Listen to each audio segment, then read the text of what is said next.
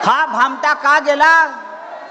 प्रचंड भ्रष्टाचार केला त्याने, त्याच्या कुटुंबानं. आणि आता तर मला असंही वाटतंय त्याच्या वडिलांचा जो खून झाला त्या खुनामागे सुद्धा काहीतरी वेगळं रहस्य आहे ना. हा गेला कारण पवनराजे मल्टीस्टेट हे जे काय त्याची कंपनी आहे, त्या कंपनीनं 500 कोटीचे प्लॉट अख्ख्या धाराशिवमध्ये खरेदी केले.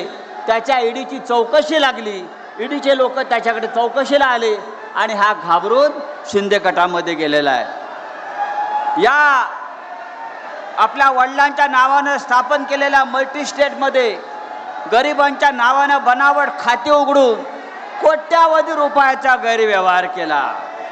या तेरणातलं त्यांनी भंगार विकून पैसा खाल्ला.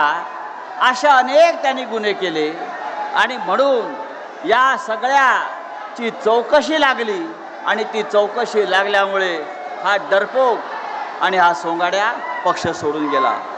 मला असं वाटतं की आम्ही 15 वर्ष 20 वर्ष एका सापाला दूध पाजलं.